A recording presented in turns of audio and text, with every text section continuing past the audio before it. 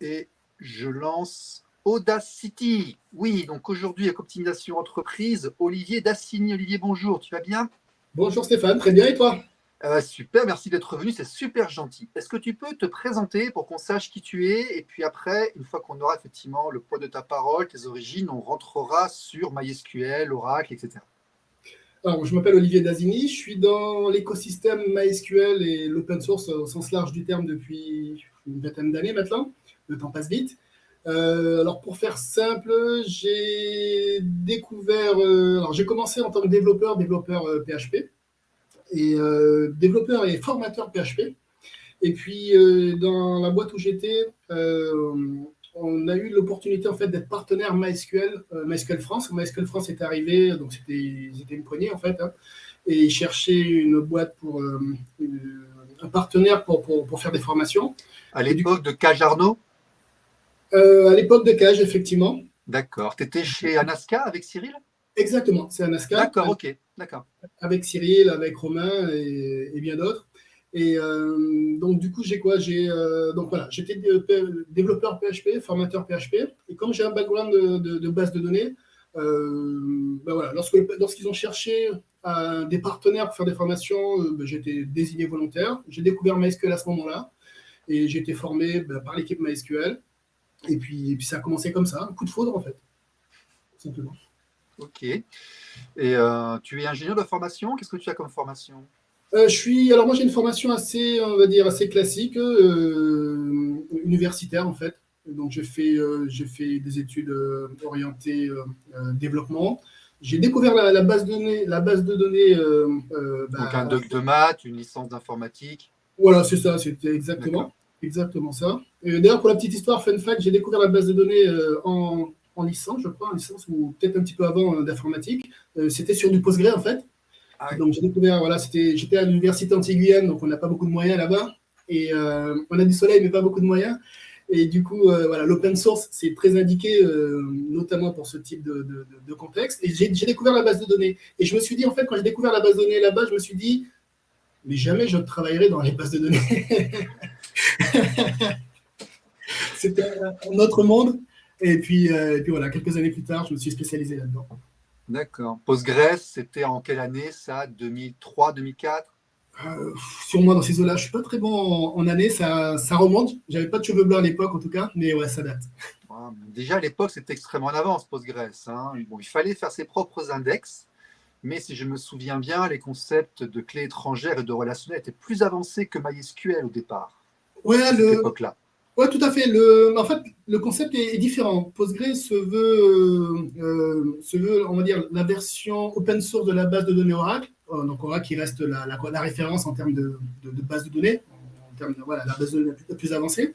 MySQL, en fait, le concept était différent. C'était plutôt du pragmatisme. C'est-à-dire, et d'ailleurs, je pense que c'est ce qui a contribué à rendre populaire MySQL, c'est que ça n'a pas été a priori pas fait enfin, c'était pas fait pour des spécialistes bases de données. C'était du DevOps avant l'heure. La plupart des gens qui géraient les bases de données MySQL, c'était des développeurs, c'était des admin 6, pas forcément des gens qui ont un background base de données en fait, pas des DBA, je veux dire au sens littéral du terme. Et voilà, typiquement avec Maïsa, par exemple, pour faire une sauvegarde, on faisait une sauvegarde du file system. Donc d'un point de Ouais. vue admin 6, c'était un outil admin 6 supplémentaire en fait. Donc du coup, Ouais. l'avantage, c'est que ça a permis à plein de gens qui n'avaient pas cette culture de base de données de pouvoir partir avec une base de données qui fonctionnait bien et qui fonctionne toujours bien d'ailleurs. L'inconvénient, c'est que les bonnes pratiques n'étaient pas forcément respectées à l'époque, mais ça a donné beaucoup de boulot aux consultants par la suite. Ce qui n'est pas plus mal. Alors, on va rappeler aux gens, on va faire un petit peu d'histoire, parce que moi j'ai connu ça. Je suis un ancien, j'ai commencé à bosser en 99. Je sortais d'informatique de gestion et j'ai vu les premiers sites internet qui faisaient la base de données sur des fichiers texte, avec des développements en Perl qui allaient taper dans des fichiers en texte. Et j'ai vu MySQL arriver qui en fait a mis une couche d'interpréteur SQL au-dessus en fait de ces fichiers texte. Et c'est comme Exactement. ça qu'est venu MySQL et c'est comme ça qu'à l'origine le moteur MySQL s'est développé. InnoDB, c'est bien plus tard. Et effectivement, tu prenais les fichiers MyISAM, là, tu les recopiais d'un répertoire à l'autre et tu recopiais tes tables. Et au lieu de Exactement. faire des tableaux en mémoire en lisant des fichiers texte, tu avais un outil, mais qui, lui, contrairement aux autres, avait plusieurs avantages. C'est que, un, tu tu ne facturais pas, tu n'étais pas en train d'acheter le nombre de connexions, chose qui était le modèle client-serveur qui existait beaucoup à l'époque dans les bases de données professionnelles. Et c'était axé rapidité, parce que tu n'avais pas 10 ou 15 personnes sur un client-serveur. Là, tu avais le monde qui était en face. Donc, c'est comme ça, effectivement, que MySQL est rentré dans l'Internet, dans l'Internet open source. Et les autres ont mis longtemps à le rattraper. MySQL, SQL Server et les autres ont mis un certain temps, effectivement à le rattraper. Est-ce que j'ai dit ça colle là ou Oui, tout à fait. C'est exactement ça. Je rajouterais juste qu'à cette époque-là, la plupart de ces applications, alors, plutôt orientées web, avaient des workloads, des charges enfin, voilà, des workloads plutôt orientés lecture en fait. Et donc du coup, ce modèle-là était totalement adapté pour ça, notamment MySam. Pour la lecture, c'était super rapide. Oui, bien sûr. Absolument, absolument. D'ailleurs, on va avancer on fait un pas en avant de plusieurs dizaines d'années, mais MongoDB, quelque part, philosophiquement, c'est le retour à cette origine-là. Exactement, c'est exactement ça. L'idée, c'est que, comme je te disais, c'était un outil qui n'était pas forcément orienté DBA, mais plutôt pragmatique. Hein, c'est ce que j'entends par pragmatique. Voilà, ce n'était pas une base de données aussi complète qu'un PostgreSQL, par exemple, mais beaucoup plus simple à appréhender. Et du coup, il n'y avait pas forcément, pas forcément tous les outils préférés des DBA. Donc, c'est venu par la suite. Ça s'est complexifié. Et exactement, l'exemple MongoDB est un super bon exemple. On est revenu en arrière, en fait. Pour des raisons de performance, de simplicité. Et finalement, et typiquement, je ne sais pas si tu te souviens, mais au début, quand le NoSQL, le mouvement NoSQL s'est présenté, NoSQL qui veut dire Not Only SQL, ce qui a totalement du sens, le SQL n'est pas adapté pour tout, mais ils ont essayé de rentrer en confrontation pour dire NoSQL, pas du tout de SQL. Et finalement, la plupart de ces outils-là ont redéveloppé leur propre langage SQL parce que manipuler les données, je suis désolé de le dire, pour ceux qui n'aiment pas le SQL, mais on n'a rien fait de meilleur aujourd'hui que le SQL pour manipuler les données. Cette couche d'abstraction, ce langage descriptif, en fait, en langue anglaise, quoi, mais on va dire en langue naturelle, donne-moi les noms, les prénoms des clients qui ont consommé, qui ont dépensé tant, etc. Cette couche d'abstraction pour aller manipuler les données, c'était révolutionnaire pour l'époque et on n'a pas fait mieux, en fait, aujourd'hui. Le langage SQL, c'est 1974-75, c'est par là? Dans ces eaux-là, ouais. Dans ces eaux-là. Hein. Et puis, la programmation objet, on va dire aussi, il n'y a pas eu tellement d'énormes révolutions technologiques à part la petite complexification. Bon, enfin. Donc là, MySQL, effectivement, tu découvres MySQL. Est-ce que toi, tu as assisté au rachat de MySQL par Oracle? Oui, tout à fait. À cette époque-là, je faisais déjà partie de la communauté, du coup. D'accord. Dans le déroulé, en fait, MySQL donc, était propriétaire de MySQL AB, donc la société donc, qui faisait MySQL, a été rachetée. Le petit dauphin, là, voilà. Exactement, Sakila, a été racheté par Sun. Lors du rachat par Sun, en fait, au niveau de la communauté, c'est plutôt bien passé, en fait. Voilà, l'idée, c'était qu'on pensait que ça allait permettre à MySQL de franchir un cap. En tant qu'indépendant, c'est toujours un peu compliqué en termes de ressources, notamment financières, donc de franchir un cap pour aller taper d'autres marchés, enrichir le produit, etc., etc. Et puis, dans la foulée, un petit peu après, je pense un an après, quelque chose comme ça, il y a eu le rachat d'Oracle, de Sun par Oracle. Et là, d'un point de vue communauté, ça a plutôt fait peur, on va dire. Voilà. Ça a plutôt fait peur. On n'était pas forcément très, très ravis parce que, j'imagine qu'il y a plusieurs raisons derrière ça. Une des raisons, en tout cas, c'est que Oracle, c'est le propriétaire de Oracle DB, évidemment, la base de données la plus avancée. Et du coup, en tant qu'utilisateur MySQL, en tant que fan MySQL, on se demandait qu'est-ce qui va devenir de MySQL dans ce contexte-là. Donc ça, c'était une des raisons. Alors je ne l'ai pas précisé, mais je pense que c'est important. Aujourd'hui, je travaille donc pour Oracle dans l'équipe MySQL. Et d'ailleurs, comme c'est une grosse boîte américaine, il faut que je précise également que je ne suis pas porte-parole Oracle et tout ce que je vais dire aujourd'hui n'engage que moi et ne représente pas forcément ce que la société pense. Voilà, je suis obligé de le dire. Oracle, si tu nous vois, voilà. Comment il s'appelle le directeur déjà de Oracle? C'est le grand chef, Larry Ellison. Larry Ellison, tout à fait. C'est lui qui faisait un peu peur parce que c'est un sacré businessman, c'est un visionnaire, une forte personnalité, mais c'est quelqu'un qui parlait d'argent. Et en arrivant dans le monde open source, c'est peut-être ça qui a fait un peu peur à la communauté. Ouais, ça aussi, effectivement, ça fait peur. Euh, et puis, en fait, donc à cette époque-là, pour donner un petit peu de contexte, il y a, enfin, un petit peu après, il y a donc un des cofondateurs de MySQL, Monty, qui a créé un fork de MySQL, MariaDB. Ça te parle? Alors ça déjà, c'est avant ou après le rachat? C'est après les rachats. Alors ça, effectivement, on va en parler un petit peu parce qu'à une époque, on n'a pas très très bien compris parce que Oracle arrive, donne une grosse somme d'argent à Cage et puis à, j'ai oublié son nom, tu viens de le dire à l'instant, le cofondateur là, Monty, et les deux s'en vont et ouvrent une société du nom de leur petite fille là, Maria, et puis en fait, ils font un fork d'un truc qu'ils ont vendu. Ouais. Est-ce que tu peux nous éclairer un peu ce qui s'est passé par rapport à ça? Parce que... alors, avec le recul, mon interprétation, ça n'engage que moi, mais mon interprétation, c'est que j'ai l'impression qu'ils se sont dit, on a tiré le jackpot parce que MySQL a été vendu 1 milliard de dollars, je crois, à Sun. Donc, c'est une bonne petite somme.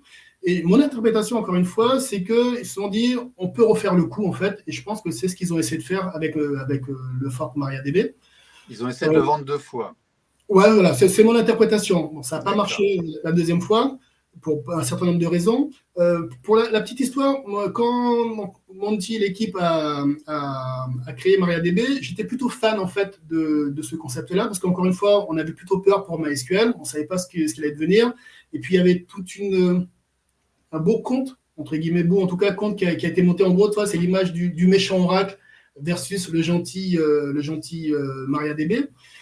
Et puis le temps a passé, en fait. Moi, de l'extérieur, j'ai vu 2 choses. J'ai vu que MySQL a continué à progresser. MySQL, aujourd'hui, est meilleur techniquement qu'avant. Alors, c'est normal, quoi, mais on aurait pu penser le contraire. Et ça n'a pas été le cas. Oracle n'a pas essayé d'étouffer MySQL. Au contraire, avec notamment MySQL 8, on a le meilleur MySQL qu'on n'a jamais eu. Et à l'opposé, on a MariaDB, pour qui, encore une fois, j'avais beaucoup d'affinité, beaucoup d'amour pour ce produit-là, n'a pas donné, en fait, n'a pas répondu aux promesses. Voilà, je vais le dire comme ça. Et finalement, contrairement à ce que notamment Monty disait, que Oracle allait tuer MySQL, MySQL allait disparaître, aujourd'hui, on a un MySQL qui est un super produit, en fait, aujourd'hui. Je serai moins affirmatif avec MariaDB. Alors, effectivement, là, on va rentrer dans le nerf de la guerre. Là, hein. Vu de MySQL, l'opinion, ton point de vue à toi depuis MySQL, quelles sont les différences entre MySQL et MariaDB today, aujourd'hui? Alors, il y a des différences. Alors, ça fait une dizaine d'années maintenant que les deux produits. À l'origine, MariaDB, c'était quoi? C'était un fork de MySQL. Donc, ça, c'est une des beautés de l'open source, du logiciel libre. C'est que n'importe qui peut forker finalement. Il faut avoir les moyens techniques et tout, etc. Bon, pour les gens, on prend une copie et on la fait évoluer de manière indépendante. Exactement. À l'origine, donc, les 2 produits étaient interchangeables, étaient assez proches. Et puis, ça fait plus de 10 ans. Donc, les développements sont séparés. Aujourd'hui, les 2 produits ne sont pas, on va dire, compatibles, en tout cas pas 100% compatibles. On peut toujours passer de l'un à l'autre avec plus ou moins de travail, plus ou moins de difficultés. Mais aujourd'hui, les 2 produits sont différents.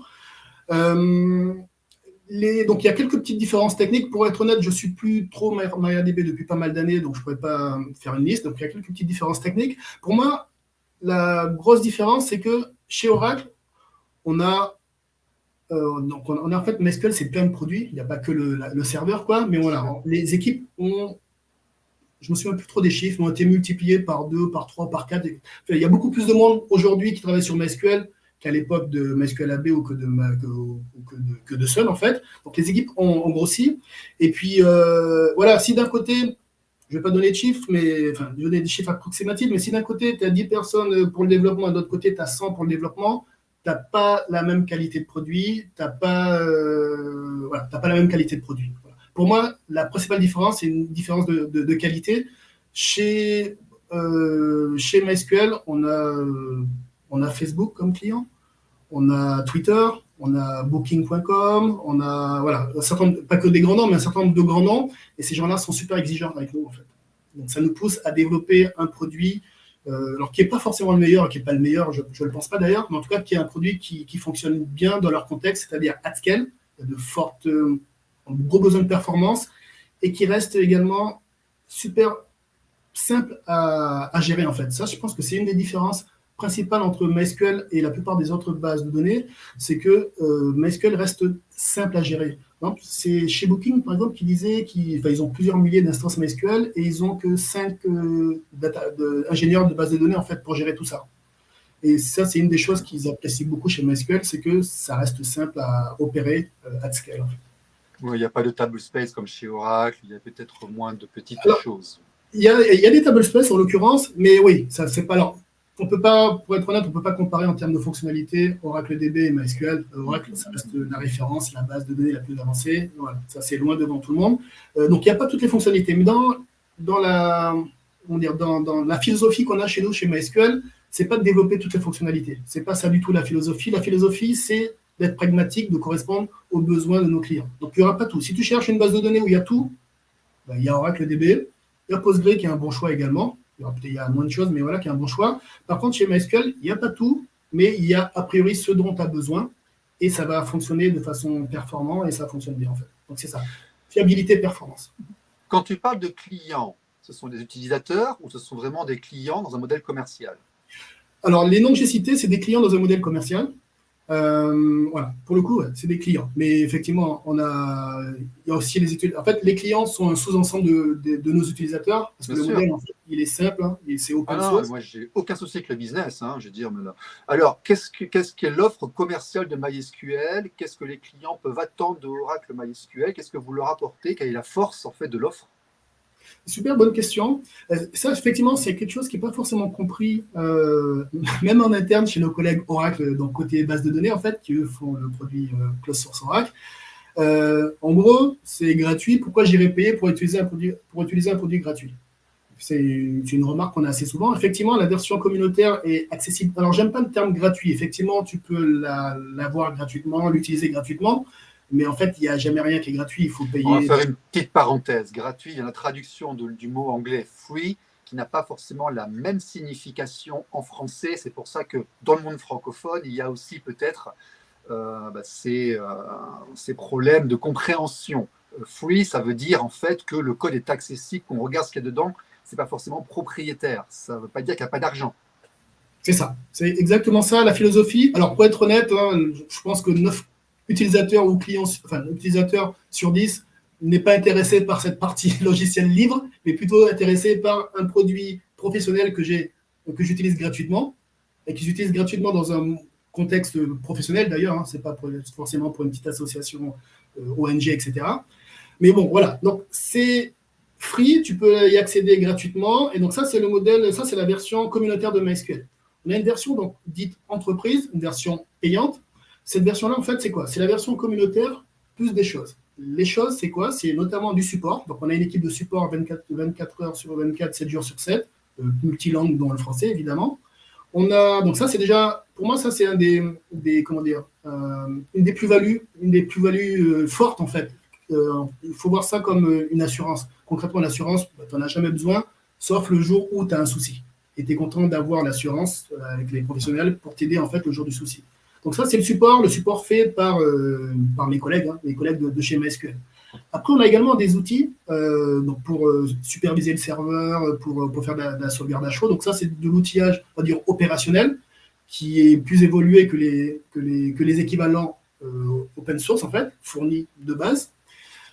Et on a le dernier module, en fait, qui est également une grosse valeur ajoutée, c'est un certain nombre de plugins, donc on les appelle les plugins entreprises, qui sont surtout orientés niveau sécurité. Donc, on a du TDE, Transparent Data Encryption, qui permet de chiffrer les données sans modification au niveau du code, en fait, donc c'est sans modification pour le code, donc c'est le côté transparent.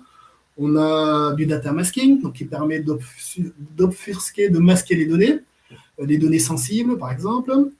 On a quoi? Du tuning, peut-être. Du tuning, du tuning, parce qu'une base MySQL s'optimise aussi lorsqu'elle est en prod. Exactement. Alors ça, le tuning, c'est plutôt par rapport au support, où on va pouvoir avoir des conseils. C'est plutôt inclus en fait, dans ce que j'appelle le support. D'accord. Le support inclut le suivi. Ce n'est pas qu'une téléphone de hotline, c'est aussi des gens qui regardent. Voilà. On a également ce module-là. Mais voilà, les outils, enfin les plugins type entreprise, c'est des plugins qui vont aider à intégrer MySQL dans ton SI, en fait, tout simplement, donc avec du chiffrement, comme je le disais, avec un plugin d'audit, etc., etc. Donc c'est un certain nombre, en fait, c'est essentiellement des plugins liés à la sécurité. Donc c'est particulièrement intéressant, notamment, enfin pas que, mais notamment pour les grands comptes, nos clients, les banques par exemple. Donc on a un plugin qui s'appelle Authentication, qui permet de brancher son MySQL avec un Active Directory ou Linux PAM, un LDAP, etc. Donc pour faire du SSO en fait, je me connecte une seule fois. Donc voilà, ça facilite la vie opérationnelle en fait des utilisateurs et ça les aide notamment à s'assurer de respecter les standards style RGPD ou PCI DSS, etc. Okay, donc voilà, pour résumer, c'est la version communautaire avec du service et des outils opérationnels pour faciliter en fait l'industrialisation de MySQL dans le SI, tout simplement. D'accord. Donc il était l'expert. Okay, mais ce modèle-là, finalement, il est assez simple, enfin assez courant. On retrouve ça, c'est un modèle open source assez courant.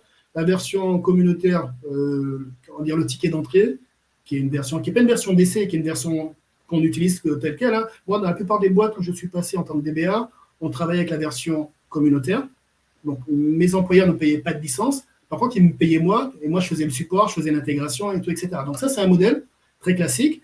Et puis, donc, les boîtes qui vivent du modèle open source ont donc souvent un modèle payant, donc c'est le cas chez MySQL, où tu n'as pas forcément besoin d'avoir un DBA, ou en tout cas, si tu as un DBA, ça va l'aider en fait. S'il a des questions, ben, il y a le support. S'il veut intégrer des outils pour la sécurité, il n'a pas à aller chercher d'autres outils open source ou autres.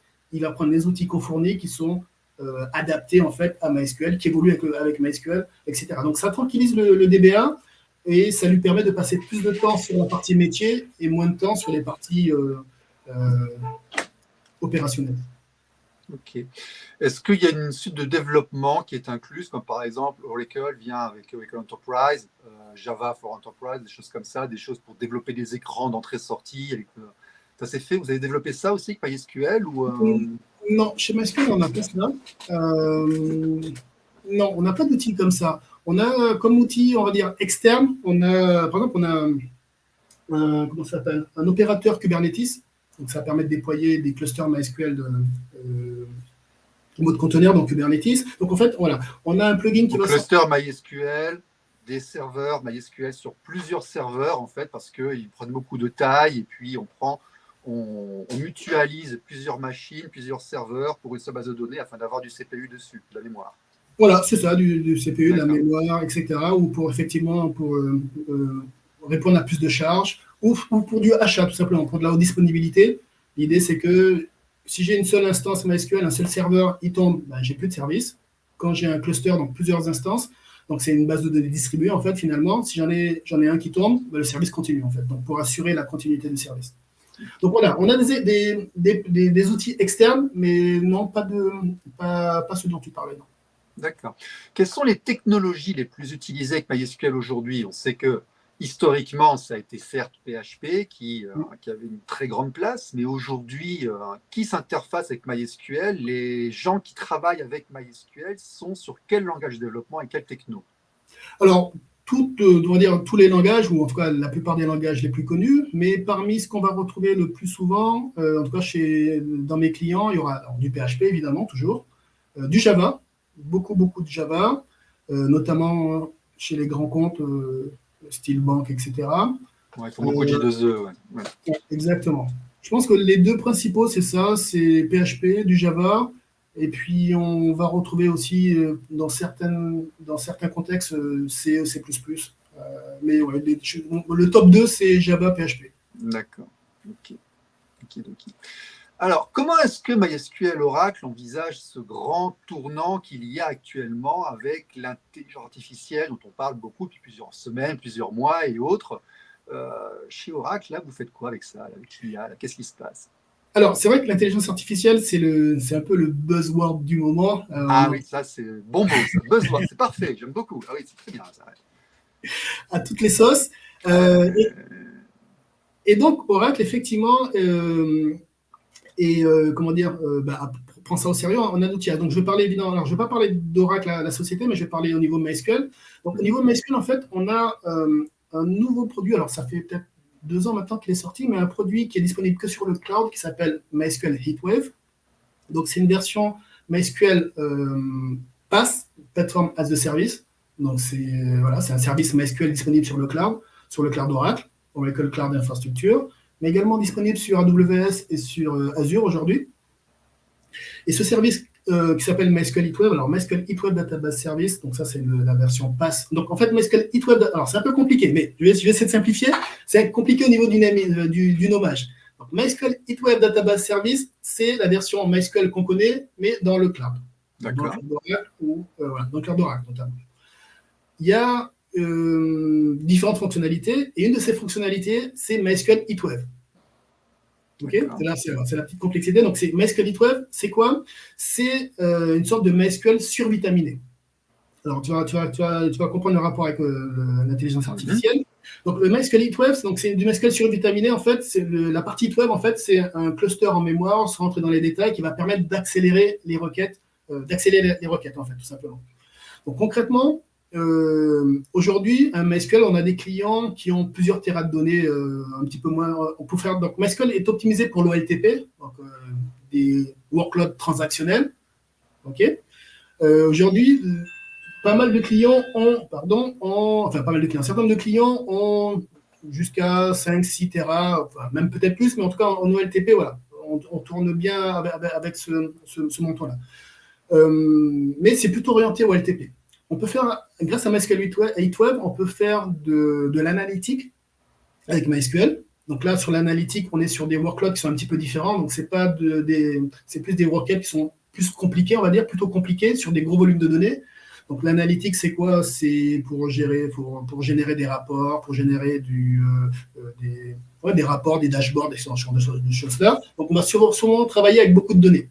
Donc là, MySQL HeatWave va permettre d'accélérer les requêtes. Du coup, je vais pouvoir gérer plusieurs dizaines de terras de données, jusqu'à plusieurs dizaines de terras de données, pour pouvoir faire de l'analytique. Donc, plugger, en fait, je vais pouvoir brancher sur mon MySQL HeatWave du Qlik, qu'est-ce qu'il y a? En fait, c'est des logiciels qui sont spécialisés pour faire de l'analytique, pour générer des beaux tableaux. Voilà, tableaux notamment, je cherche le nom d'un logiciel très connu. Donc ça, c'est le MySQL HeatWave. Dans MySQL HeatWave, on a également un module qui s'appelle HeatWave AutoML.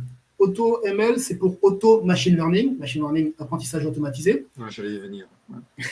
Et donc là, voilà, c'est le lien avec l'IA. L'idée, c'est que l'IA se nourrit de données. Donc, plus j'ai de données,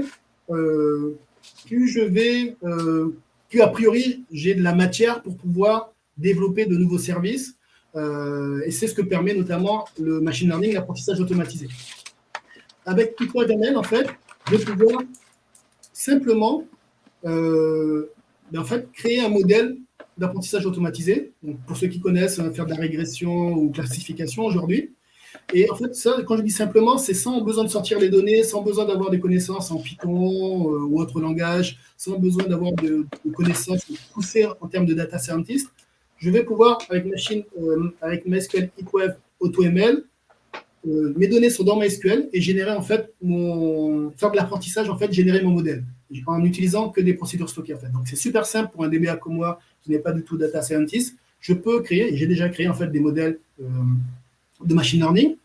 Voilà. Donc en fait, on a un outil. En fait, pour le dire autrement, MySQL, un des points forts de MySQL historiquement, c'était de faciliter en fait la vie des DBA ou de l'équivalent en fait avec un produit facile pour gérer les données. Donc ça, on l'a fait en mode OLTP. Et aujourd'hui, grâce à MySQL HeatWave, on fait la même chose pour de l'analytique et pour du machine learning. C'est-à-dire, encore une fois, donc simplement savoir de connaissances super poussées, je vais pouvoir valoriser mes données, en fait, extraire de la valeur de mes données en créant un modèle de machine learning qui va me permettre de faire de la classification, de faire de la régression, etc. C'est-à-dire qu'en fait, on va voir quelque chose qui analyse les requêtes et les flux sur la base de données et qui va être en mesure de prévoir, de préparer à l'avance ce qu'on va lui demander, c'est ça? Alors, ce n'est pas les requêtes, mais mes données. En fait, en fonction de mes données, alors, le mot-clé, c'est ça, c'est faire de la prédiction. C'est exactement ça. L'idée de machine learning, c'est faire de la prédiction. Mes données, en fait, pour donner un exemple, on va dire un peu plus concret, je suis dans un domaine métier. Un exemple, on va dire bateau, entre guillemets, ça peut être bancaire. Voilà. Dans le domaine bancaire, j'ai mon application OLTP où les clients vont avec leur smartphone ou avec leur PC mettre de l'argent sur leur compte, tirer de l'argent. Donc ça, c'est le workload OLTP temps réel. Après, au niveau de la banque, je peux avoir besoin de savoir en fait avoir des informations sur l'utilisation de leur argent, de mes clients, l'utilisation de mes clients, que font mes clients de leur argent. Donc avoir des statistiques ou dans le domaine de la vente, savoir quels sont les magasins qui vendent le mieux, quelles sont les périodes des trucs, etc. Donc ça, c'est la partie analytique. Et dans la partie apprentissage automatique, l'idée, c'est de faire de la prédiction. Donc j'ai toujours ces données. Et ces données-là vont me permettre, par exemple, pour revenir à mon exemple dans le domaine bancaire, de pouvoir offrir un service qui va automatiser la demande de prêt. En fonction des connaissances que j'ai sur le client, ce qu'il a en compte en banque, comment il dépense, est-ce qu'il a des crédits, etc., qu'est-ce qu'il gagne, je vais pouvoir en fait créer un modèle qui, automatiquement, en fonction de ces données-là que j'ai déjà, si le client va demander un prêt de temps, va lui dire oui ou non, et avoir une explication non parce que, etc., ou oui parce que, etc. Okay, donc voilà, l'idée c'est ça, c'est d'aider à développer de nouveaux services en fonction des données que j'ai déjà sur mes clients. Donc c'est vraiment au niveau des données en fait où je vais pouvoir faire de la prédiction. Donc ça, c'est disponible uniquement en ligne. Ça, c'est disponible uniquement en ligne. Ça s'appelle MySQLite-Web, oui. D'accord. Ce que tu m'as dit là m'a donné envie de troller un petit peu et tout. C'est pas des vues compilées? Alors non, c'est pas. Est-ce qu'on aura un jour des vues compilées chez MySQL? Alors, je ne peux pas répondre à la question, je ne sais pas. Mais c'est quoi le cas d'usage? En fait, voilà. En général, quand le client vous demande quelque chose, c'est quoi le cas d'usage? Non, mais une vue compilée, en fait, c'est une requête, une demande d'information extrêmement complexe qu'on a envie d'avoir de préparer à l'avance. Donc, soit on va faire des triggers et des procédures stockées pour remplir à l'avance une grosse table avec nos choses pré-préparées pour aller taper dedans et les matcher. Soit on fait ce qu'on appelle une vue. Une vue, en fait, c'est une génération d'une requête. C'est quelque chose qui existe dans la concurrence, qui existe aussi chez Oracle, mais qu'on n'a pas encore chez MySQL, malheureusement. Il faut qu'on fasse à la main lorsqu'on en a besoin. Oui, exactement. En fait, alors, effectivement, pour résoudre ce problème-là, on peut le faire différemment. Donc, on n'a pas la fonctionnalité vue compilée. Mais si c'est pour gagner du temps, bah, typiquement, un MySQLite-Web va permettre de gagner du temps. En fait, c'est pour ça que la pensée va traverser quand tu en as parlé. Mais voilà, en fait, encore une fois, il n'y a pas toutes les fonctionnalités dans MySQL et a priori, il n'y aura jamais forcément toutes les fonctionnalités. Par contre, on arrive toujours à trouver un moyen de faire les choses. Oui, la vue, par exemple, on peut la coder. Hein, voilà. Ok. Petite question, est-ce que l'intelligence artificielle va remplacer un jour le métier de data architecte et de DBA? Super bonne question. Chez Oracle, en fait, alors, mes collègues en fait, ont un produit qui s'appelle Autonomous Database, qui est, comme son nom l'indique, une base de données autonome, jusqu'à un certain niveau. Mais l'idée, c'est en train de venir. C'est déjà là. L'idée, typiquement, dans Autonomous Database, par exemple, il va pouvoir identifier les requêtes qui s'exécutent et savoir s'il manque des index, en fait. Donc, pouvoir ajouter des index automatiquement. Donc, ça, c'est une fonctionnalité. Il y a d'autres fonctionnalités, je ne les connais pas toutes. Mais ça, on peut l'automatiser. Ça, effectivement, c'est même bien. C'est utile de savoir par rapport à l'usage où mettre les index. Ça, c'est bien. C'est pratique. Exactement. Donc ça, en fait, Autonomous le fait tout seul. Chez MySQLite-Web, on a quelque chose un peu équivalent. Qui est pas, il ne va pas mettre les index tout seul, mais il va analyser, en fait, pareil, les workloads, les requêtes qui passent. Et il va pouvoir, grâce à ça, en fait, un exemple concret sur MySQLite-Web, c'est juste une petite parenthèse, mais on a un optimiseur qui est basé sur l'apprentissage automatique, on retrouve encore du machine learning, qui va analyser les requêtes qui passent, en fait, et grâce à ces requêtes qui passent là, pouvoir optimiser d'autres requêtes. Pas forcément les mêmes, en fait, mais des requêtes qui ont tapé sur les mêmes tables, en fait. Okay, donc voilà, on a un certain nombre de choses. Donc le machine learning, l'intelligence artificielle est déjà là dans l'IT et notamment dans les bases de données. Et pour répondre concrètement à ta question, si en tant que DBA, ta seule valeur ajoutée, c'est de provisionner une machine, de lancer un backup, voilà, ce genre de tâches, on va dire, entre guillemets, bas niveau. Administrative, oui. Voilà, tu es en danger. Tu es clairement en danger. Toutes ces tâches-là, en fait, une grande partie de ces tâches-là sont automatisables et vont être automatisées à la suite. Et c'est typiquement le cas du pass, où je vais pouvoir provisionner, soit en cliquant, où je peux comment dire, programmer le provisionnement d'une machine, etc., etc. Donc, les tâches, en fait, basiques, non orientées métier, ces tâches-là, mais ce n'est pas valable que dans l'informatique, hein, à mon sens, vont être remplacées tôt ou tard par la machine. Par contre, on a une plus-value, en fait, hein, et la plus-value, notamment en tant que DBA, c'est de pouvoir, comment dire, enfin, la plus-value, une plus-value métier. Pour donner un exemple concret, et ça, je pense que c'est une des choses que je préfère dans le métier de DBA MySQL. Contrairement à d'autres bases de données où il y a des DBA études, DBA production, où c'est très séparé, architecte et tout, etc. En tant que DBA MySQL, en général, tu fais un petit peu tout. Donc, tu fais les tâches basiques, mettre en place un plan de sauvegarde, etc., etc. Mais j'ai beaucoup travaillé aussi avec les développeurs pour les aider à développer, enfin, à optimiser leur code, à comprendre comment la base fonctionne pour qu'ils puissent générer des requêtes, créer des requêtes plus optimales, à mettre en place l'architecture, etc., etc. Et en fait, pour moi, c'est un des grands avantages, en fait, c'est ça, un des grands avantages de. Enfin, cette partie valeur ajoutée où tu vas pouvoir aider l'entreprise d'un point de vue métier, encore une fois, aider des développeurs à mieux requêter ou comprendre les besoins pour mettre en place une architecture qui correspond aux besoins métiers, en fait. Analyser le SI pour définir les tables, et donc l'architecture de l'information, de la base de données, ce qu'on appelle les modèles physiques et autres, ça, c'est pas encore automatisé. Il faut encore un certain moment pour le faire. Exactement. C'est ce que j'entends par les tâches plutôt avancées. Donc, tout ce qui est tâches basiques, oui, la machine va le faire à notre place. Mais à la limite, c'est pas plus mal. Hein. Enfin, je vais donner un autre exemple. Oui, mais c'est comme ailleurs, en fait. Hein. Oui, c'est ça. C'est comme ailleurs. Typiquement, les caisses automatiques, par exemple. Voilà, alors ça fait perdre de l'emploi, on est d'accord, quoi. Mais on en voit de plus en plus de caisses automatiques, de moins en moins de caissiers ou de caissières, en fait. Encore une fois, c'est pas une bonne chose pour. Quand j'étais en Asie, tu as des magasins sans caissière. Voilà.